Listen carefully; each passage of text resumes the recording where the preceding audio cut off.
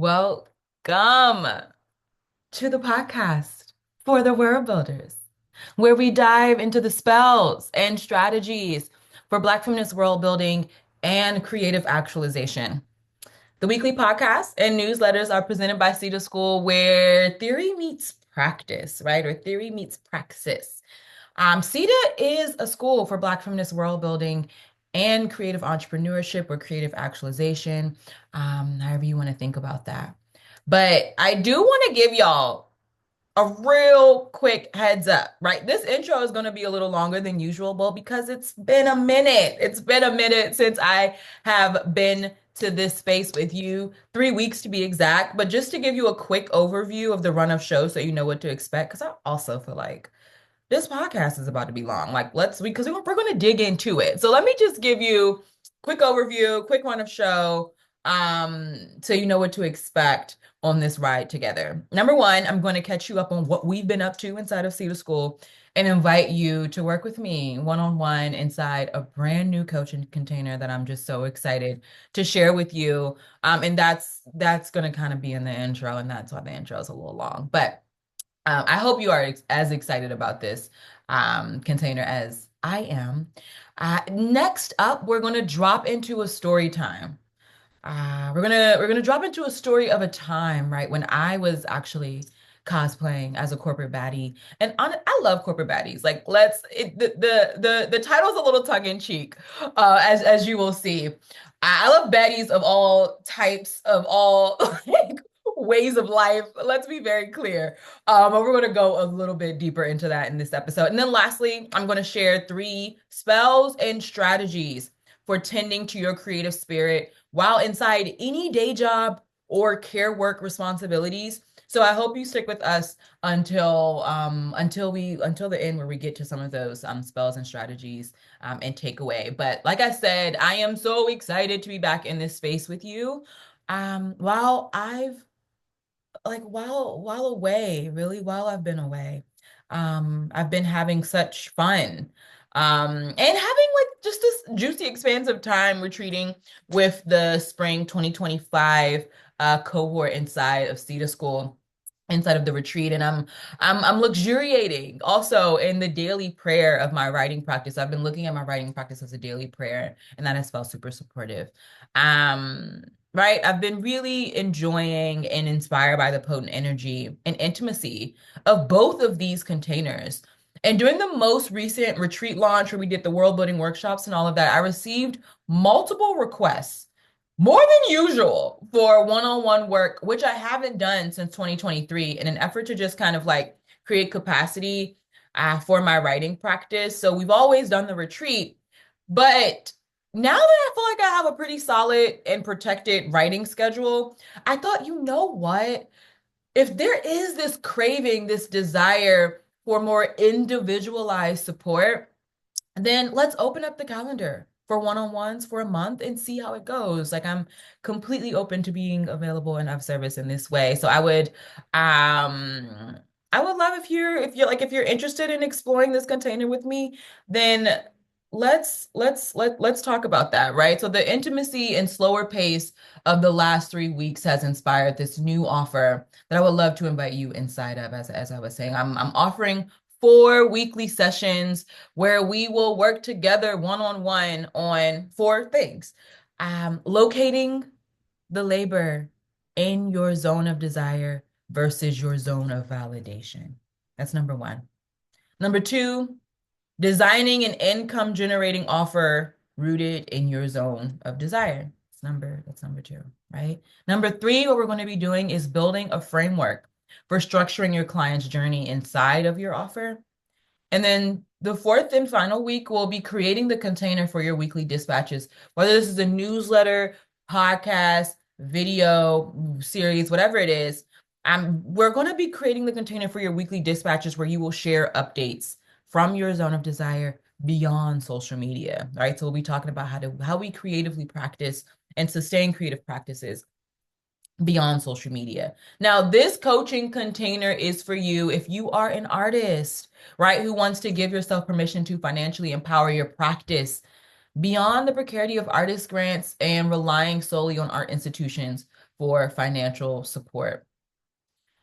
Y'all, if the worlds we dream of don't have institutions, then we must figure out, right, how to build worlds without institutional support. It doesn't mean we don't accept the support, let's be clear. It just means the worlds we desire get built with or without it. More on this in the next episode, but this container is also for you if you are a researcher who wants to give yourself permission to open up your research practice to the people beyond the university or colonial sites of knowledge production that we kind of have this like love, hate, love, can you please do better relationship with. This container is also for you if you are a community organizer or healer who wants to give yourself permission to explore what your work looks like beyond care work or perhaps nonprofits, right? Misaligned with your values or your ways of working, right? The pace that your body requires inside of your work.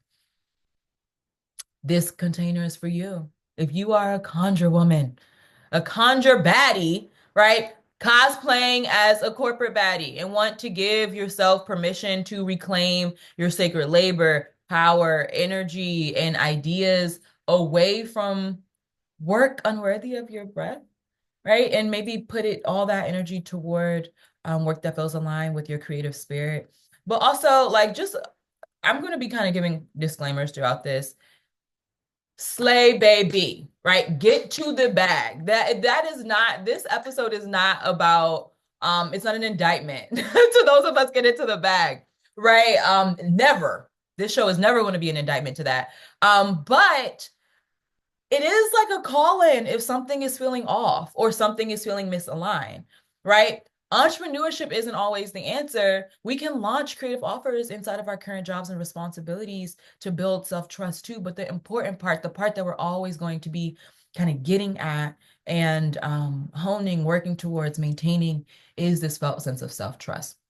This container is also for you if you are a cultural worker, right? Whose desires may be too wild and too radical to attract traditional brand and influencer deals, right? Maybe you're ready to give yourself permission to build an email list and extend your creative practice beyond social media.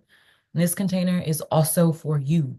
If you are a world builder with a disability or neurodivergent needs, right? And you're unwilling or unable to hold a traditional job and want to give yourself permission to build a creative life of refusal to support needs capitalism just can't hold, right? I think the next episodes of this podcast are going to be love letters to all the folks I just mentioned, right? Love letters to us.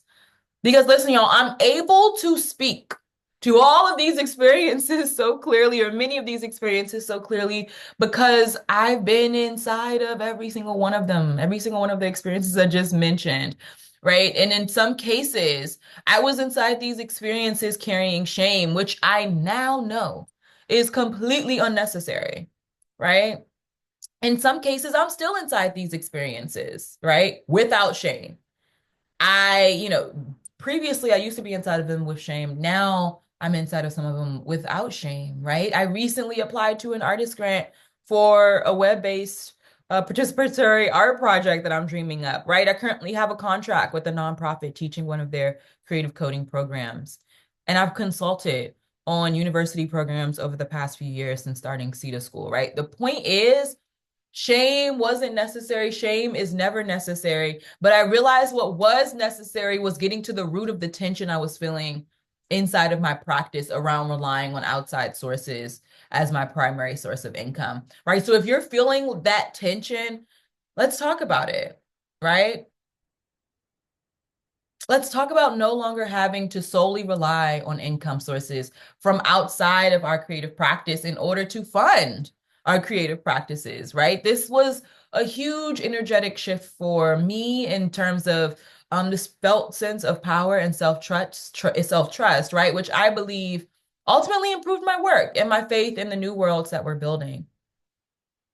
Again, if we could fund our worlds without institutions, then we can build worlds without institutions.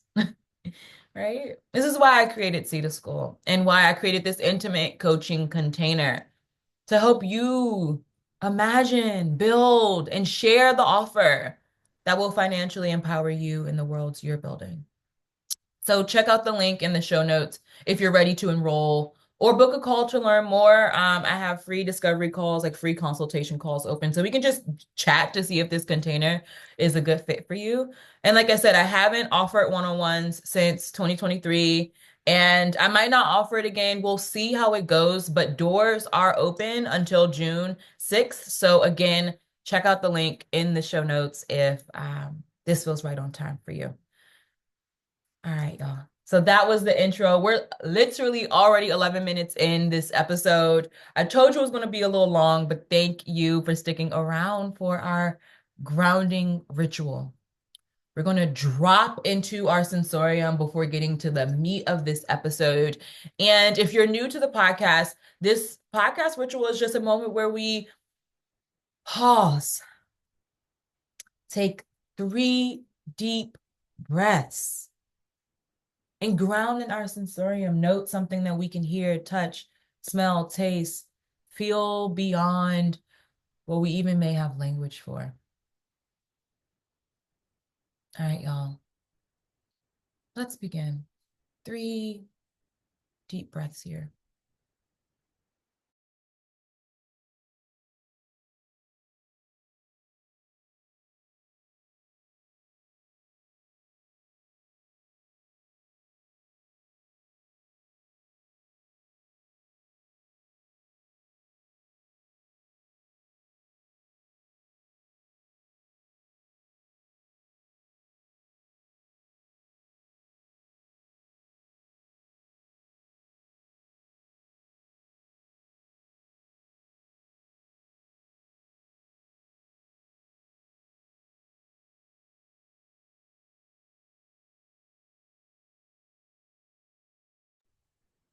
Hmm. What could you note in your sensorium inside of that pocket of pause? I have a window open in my study slash studio, and was able to hear the birds chirping and enjoy that. I got my incense burning in the background. I'm hearing my metal beads kind of clang up against my metal arm cuff. And I'm drinking my green tea today. What's going on in your sensorium? What can you sense in this very moment?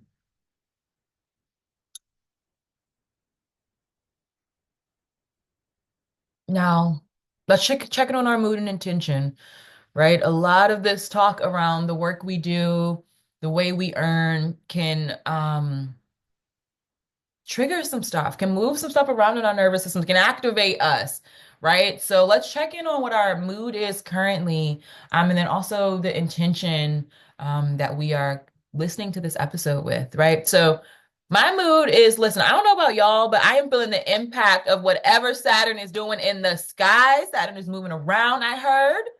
Or she's getting busy up in there, up in the sky, up in the stars, up in the up in the dark matter that is holding us in place. And I will admit, I am not like an astrologer, an astrology nerd, but I am so curious and I listen to the folks who are intently, right? I listen to the astrology nerds and the folks who do this intently. And again, there's so much I don't know, but I have been feeling breakthroughs, right? Uncomfortable openings, grief-filled closings, and everything in between, which kind of lines up with what some of our astrology friends have been cautioning us around or inviting us into.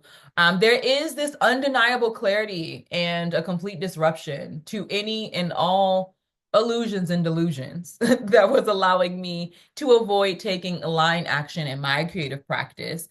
I don't know if you can relate to any of this, but that is my mood. That is like the honest truth that I'm coming to this container with. I am feeling shaken, but I am feeling shaken into deeper registers of like alignment, power, my own truth, right?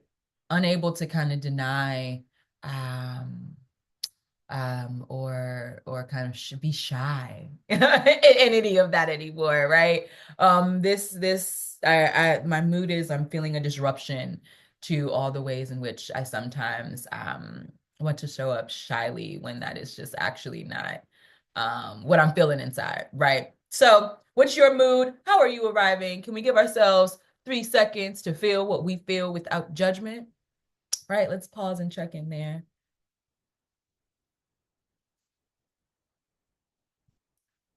And now let's move to our intention, right? My intention behind recording this episode, listen, you know that meme that's going around saying, the quote unquote propaganda that I'm not falling for, and then they list all these things that they're not falling for. Well, the propaganda that we're not falling for inside this episode and inside of Cedar School is the discourse that says we need to quit our day jobs in order to be quote unquote real artists, real diviners, or real entrepreneurs, or real whatever, right? Because the truth is, this is the truth. We can be working full time inside our passion, right? And still be in misalignment with the sometimes uncomfortable and terrifying invitations of our creative spirit. Both them things can be true, right? We can be full-time artists and still operating in misalignment, right? With ancestral invitations and all the ways in which we're being called to show up. My intention behind recording this podcast episode is to invite us to explore how we might bring our full witchy-ness into our work, right? Less about the what of what we do and more about the how, right? How do we show up in the fullness of our power? How do we maintain boundaries that support our bodies? And how do we refuse to sever ourselves from our spirit for work misaligned with our values? Right? That's the question we'll explore. Honestly, we'll explore all this and more inside of today's episode. But what's your intention behind listening? I'm going to pause and let you reflect on that.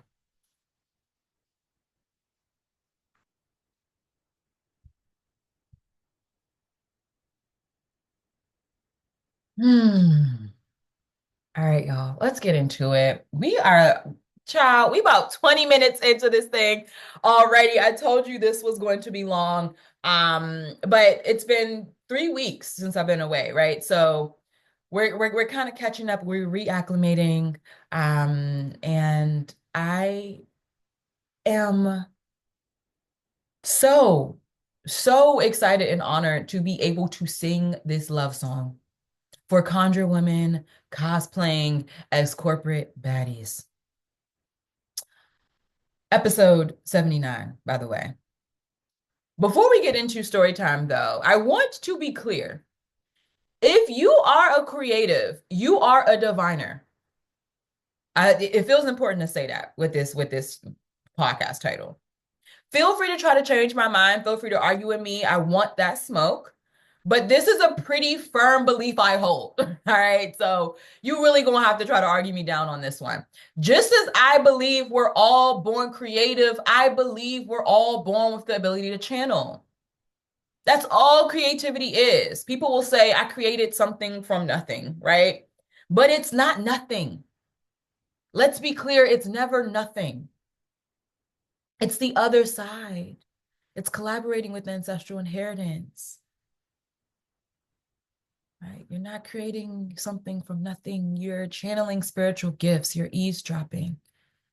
And I'm not here to gatekeep witchcraft. That would be weird. We all feel spirit move through us, every single one of us. The only thing that separates witches, world builders, and conjure folks from everyone else is that we have the audacity to acknowledge it, practice it, and build lives around it in a system hell-bent on not acknowledging it, right? Acting like spirit don't flow through every single one of us, right? Many of us hear the call, and only a few of us answer.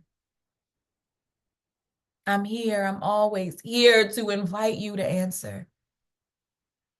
Right? I'm calling all the Black girls and gender expansive folks who know they are too big for every single story ever handed to them. right? Just like Black feminism isn't a demographic, it's a politic. Being a baddie is a way of being, right? Not a demographic, right? So I'm calling all the baddies here to claim what's theirs for themselves and their communities, right? Work worthy of their breath, work worthy of their power.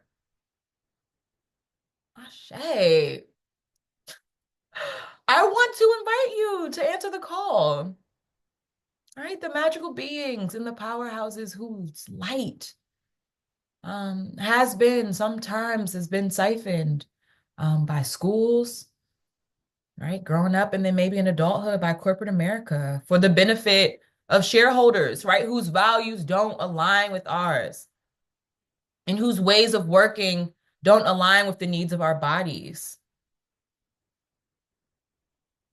right? Let's imagine another way together. But first, y'all know what time it is. It's time for a story. All right, so I went into my full-time job, fully prepared to stay a while and climb the ladder. Full transparency, right? I knew I was good at what I did, and promotions weren't a matter of if, but when. Right? When I step into the ring, I play to win, period. I come with that energy of just like, let's get it done. If I step on the court, I'm like, team, let's go, right? But it wasn't until I started sabotaging my own success that I realized, okay, something's off, something's wrong. I started hesitating on showing my manager how competent I was for fear of more responsibility. Right? I started turning down the invitations from leadership to speak on panels or just do any public speaking engagement. That would honestly probably lead to more opportunities. It's like something is off here. Finally, I started to pull the subconscious fears of becoming well known. Like I started to pull those subconscious fears to the surface. I started to pull the subconscious fears of becoming well known for something I didn't want to do for a living into my conscious awareness, right? When I felt myself starting to do my job poorly on purpose, that's when I knew there was misalignment. That's when I knew something had to change. And listen, I know quiet quitting is popular right now inside of late stage capitalism, and I'm all for it. Let me just say that. Especially if that's how you're able to rest and maintain in this season, right? Capitalism has been siphoning from us for centuries, especially if you've descended from enslaved ancestors. I will never, ever argue against your decision to siphon back by reclaiming your labor, time, and attention. I tell these stories from my personal experience inside of these podcast episodes because I only can speak from my experience, right? And what I found is that it took more energy to do my job poorly on purpose than it did to step into my purpose.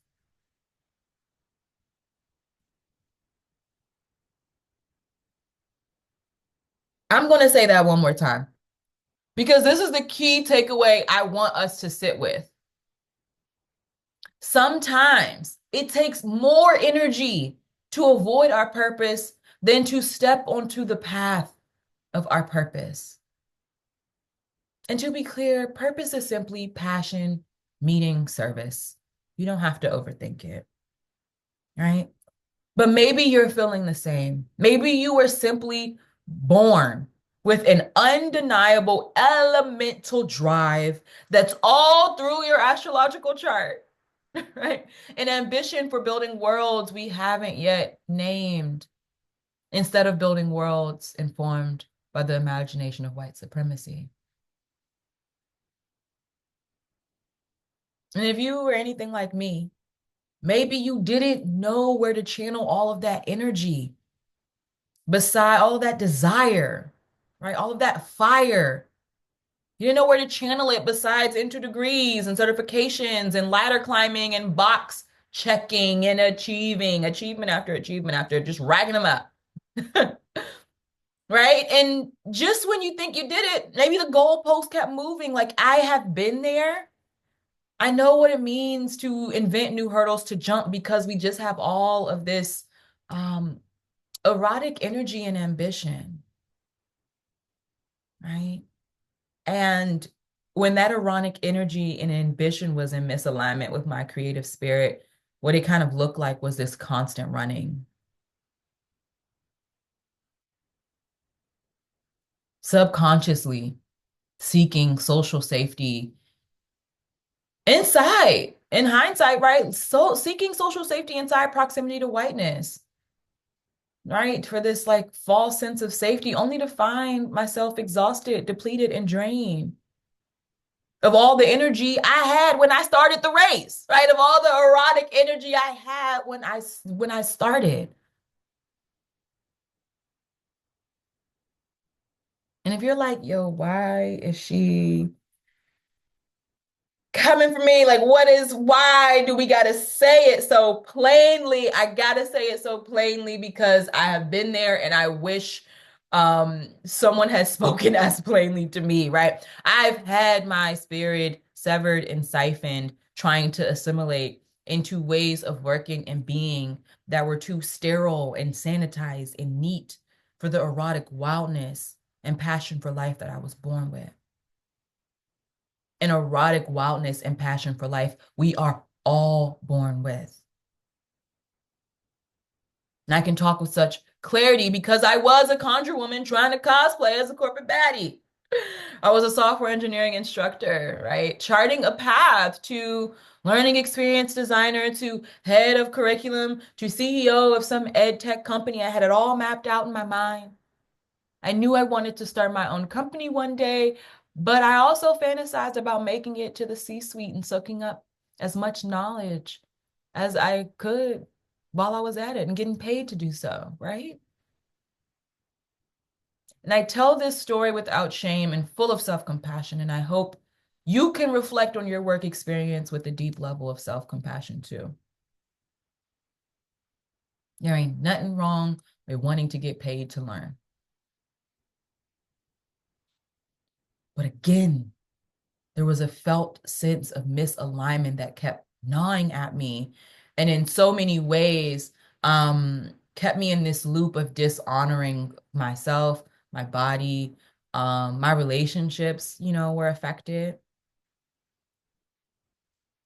And after just like this deep period of like reflection and journaling, years of reflection and journaling and grief work, I remember that both of my grandmothers died before I hit the age of 10, right? I can look at all my frustrations, disappointments, confusion, lack of clarity, and misdirected energy in my 20s and observe how so much of my unnecessary struggle was rooted in being severed from my elders, severed from a relationship with my ancestors, right? Severed from my spirit.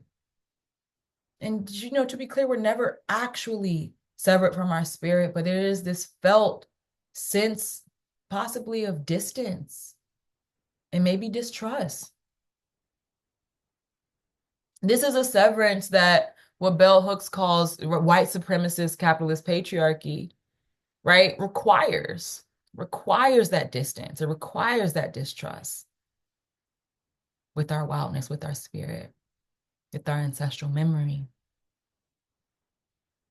Right? And this severance, this forgetting, is how we climb ladders that we don't have no business on, right? And put goals on our vision board that we actually don't care about, right? But may be connected to external validation, and then wonder why we still feel a fundamental disconnect or misalignment. Right? My journey back to spirit, my elders, my ancestors, look like leaving my job with some savings. It looked like a humongous career pivot. A pivot toward moving to land in rural Virginia, where my enslaved ancestors worked, prayed, raised families, where my elders now live, right? And where my body could slow down for long enough to grieve and reacquaint itself with the wildness of my spirit, learn to trust the wildness of my spirit. This is where and when I started asking questions like whose script was I following? Whose goals was I running toward? Whose story was I so desperate to embody? This is where and when I started asking questions about my lineage and learned my great grandmother on my dad's side practiced hoodoo next to a hair salon that she owned in her basement. And my great grandmother on my mom's side was a medium who would openly communicate with the dead like they were physically in the room and knew things no one told her. I quit my job during a pandemic, and a 3-month sabbatical turned into 5 years and counting. In hindsight, I leapt off the porch in a pretty dramatic way. And this is what my journey looked like, but yours doesn't have to be so extreme. Again, I wish I had this podcast and other dispatches like this that are coming out of our communities that are helping us figure out, okay, how do we honor our creative spirit inside of the current income streams that we have, inside of the current jobs that we have, inside of the current responsibilities and obligations we have, right? What would it look like to start trusting your creativity, your ability to conjure something from nothing, starting right now where you are with what you have? What would it look like to learn how to do that and get paid to learn how to do that in ways that are in alignment with goals that you are the architect of, right? Worlds that you are the architect inside of. Like, what would it look like to run towards those worlds, those goals that are in alignment with your wildness, that nurture your creative self-trust?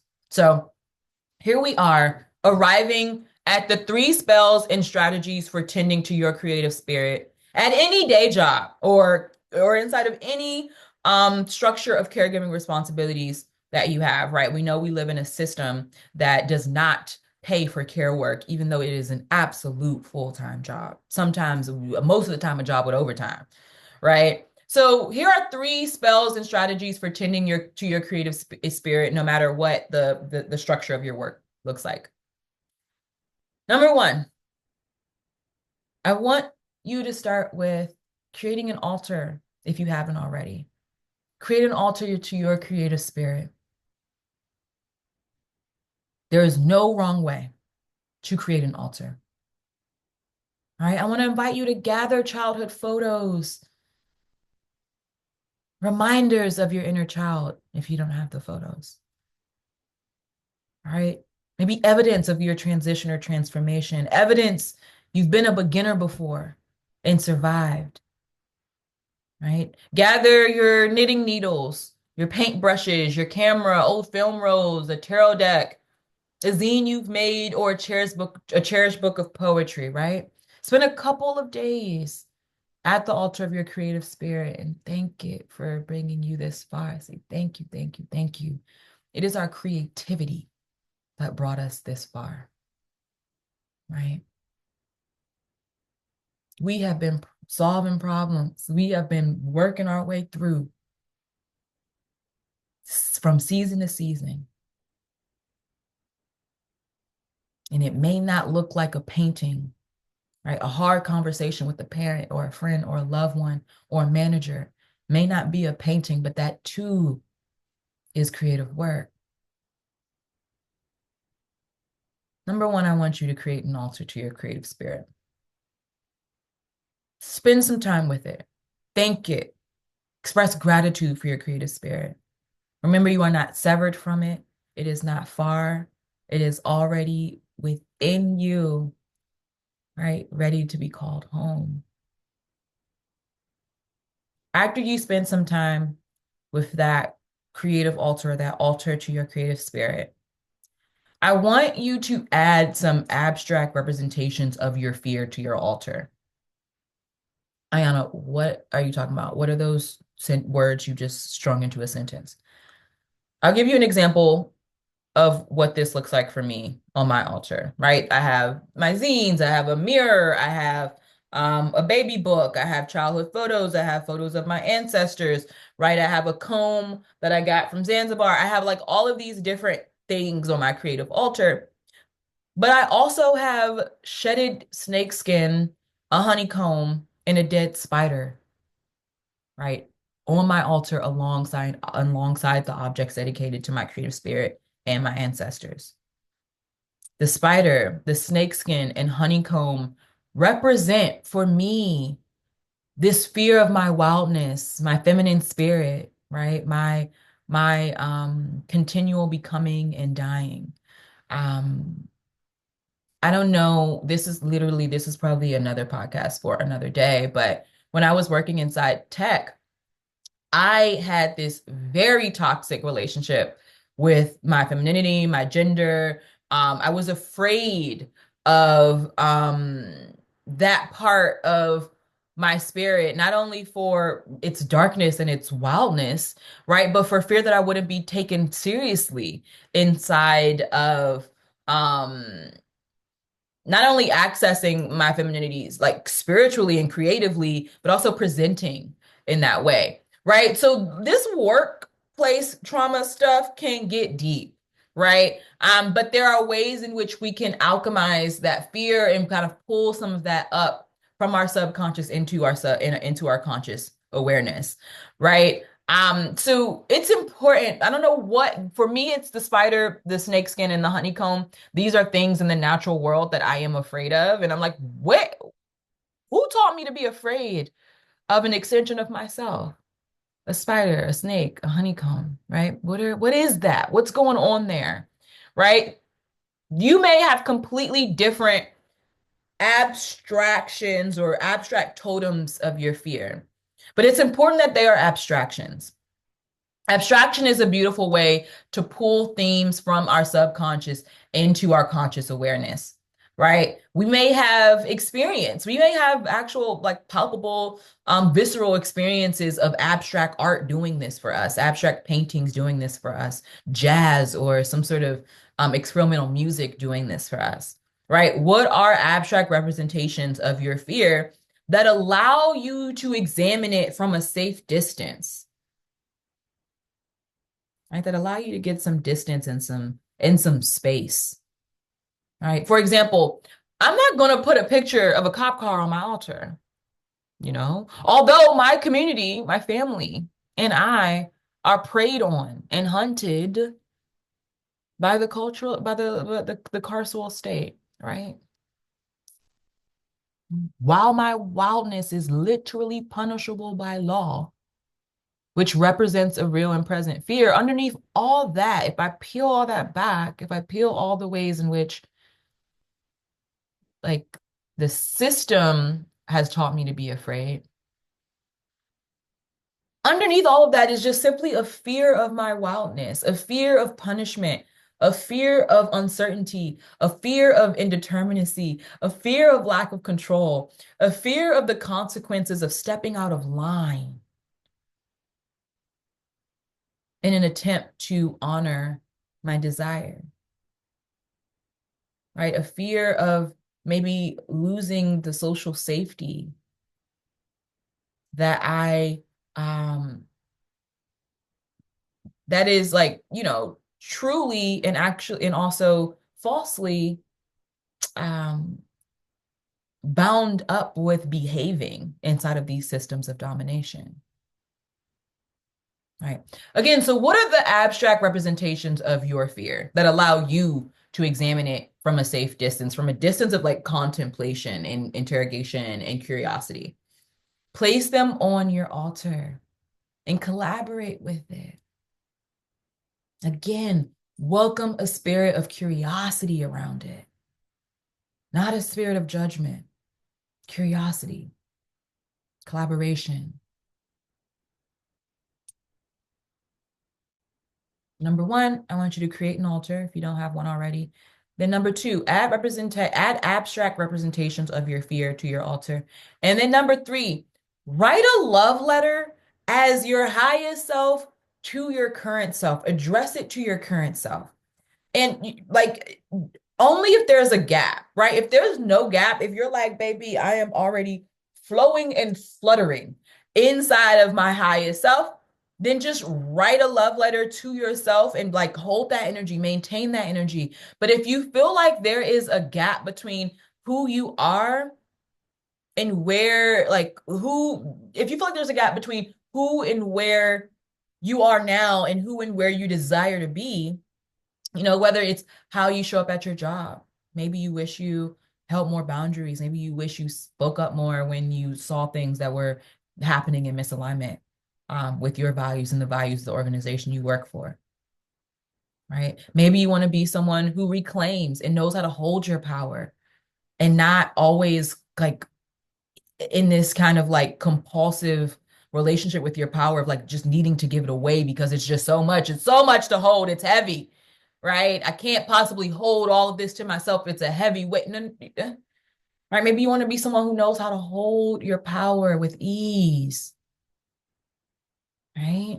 Maybe you're someone who wants to carve out time and protect space to tend to your creative practices and spirit. Maybe you want to be someone who sets boundaries and agreements with your loved ones and the folks you share a home with, or your neighbors, or the people who are helping you with child giving and not child giving, caregiving, and care work, right? Maybe you want to set up some agreements that allow you to carve out time and protected space to tend to your creative spirit. And that's what you need to show up wholly to your work. Write a love letter to your current self as someone who does these things or are already doing these things. Right inside that perceived gap in order to start to close it, right? What would you tell your current self? What do they need to hear? What first step would you invite them to take? In what ways would you invite them to be more compassionate with yourself, right? Try writing this love letter while in front of your altar. Collaborate with desire and fear at the same damn time. Collaborate with love and fear at the same damn time. Observe the different feelings and emotions by collaborating with both. And leave the love letter on your altar and return to it at any time.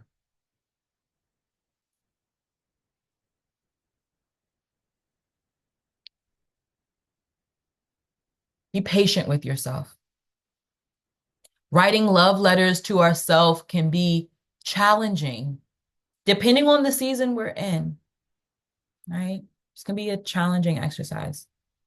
But it is love that gets us to and through every season, which is why I am singing a love song for all conjuring world builders cosplaying inside an identity they may be feeling called to release and compost. Right? I see you. Let's remember a new way forward. All right, this work is for the conjure woman, the queer, the trans, the non-binary, disabled folks who know they're supposed to be here. Be in this world, just not like this.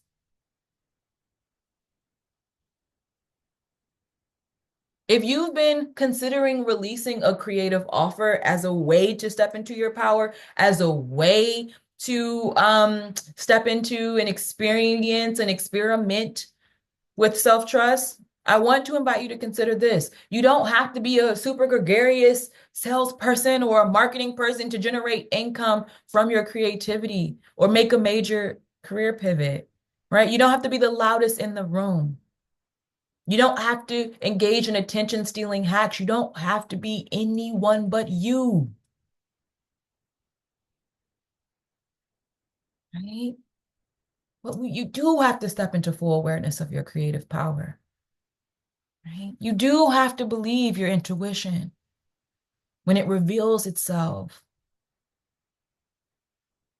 and eventually stand 10 toes down when it comes to knowing what you know, right? No longer being in a relationship of disbelief when it comes to knowing what you know. Even if you don't know how you know it. Just like my great grandmother, right? Right? Maybe you're clear you don't know everything, but you've cracked a few codes about your life and how you want to show up inside of it and how you want to show up in the work that you came here to do. Now stand on it. We don't have to have all the information on our calling because we don't need all the information, right? But at some point, we do have to stop pretending like we don't have any information at all. Stand on what you know to be true about your desire. Breathe power into that and watch it expand along with your creative permission, along with your self-trust. You can count on yourself to take the next risk, make the next move, run the next experiment, and root you even deeper in your creative power.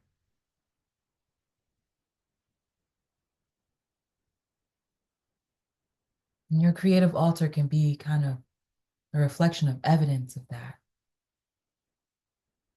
you've taken creative risks to get here. And maybe there's another creative risk that your spirit is calling you to take. Right? Transformation requires risk. Dropping into deeper registers of self-trust oftentimes require this it requires a relationship with taking a risk, watching ourselves navigate that, whatever happens on the other side, landing on our feet and knowing we can do it again. So we're now moving into the invitation portion of the podcast. All right, like I said at the top of this episode, many of us hear the call. A few of us answer. And I'm here to invite you to answer. Build your altar, right? Write your love letters. And if you want to work together on any of this, right? If you already have evidence that you've bossed up in other areas of your life, whether that's at home or at a job, and now you want to boss up and generate your income on your own terms, right? Leveraging the power that you've cultivated along the journey, then let's work together one-on-one to unlock, right? And nurture the creative permission, strategies, and support that you're desiring to develop, right? In order to launch or sustain your creative offer.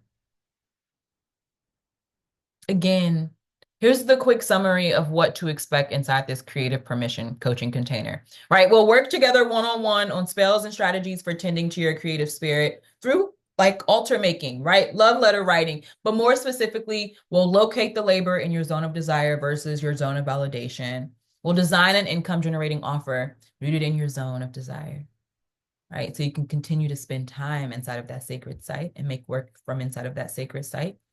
We'll build a framework structuring the journey that happens inside of your offer, whether it's your client's journey, whether it's your personal journey through your own offer, right? Maybe your offer is a book.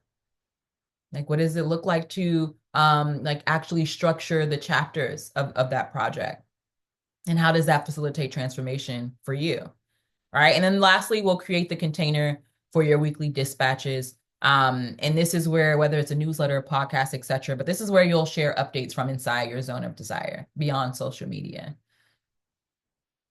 We'll be doing all that and so much more, y'all. Again, this container is about unlocking the creative permission already alive in your spirit, waiting on your yes. So we talk about your offer, but we will also address the subconscious fears and limiting beliefs that may be in the way of your yes.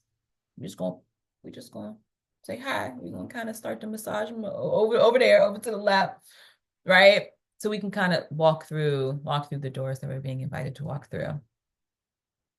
I don't know. I'm gonna be honest with you. I don't know when or if I'll offer this one-on-one container again, but I love to work with you while it's in alignment with our capacity.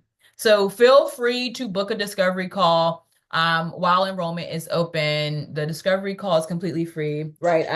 I'd love to even just work through some of the challenges that may be arising in your creative practice, or the ways in which you're working, and ask questions, answer any questions. Um, all of that is a beautiful, the discovery calls are a beautiful place to do that together. So we get started the week of June 9th, and enrollment closes June 6th. Go ahead and check out the link in the show notes, if you're interested in working one-on-one together this spring and summer.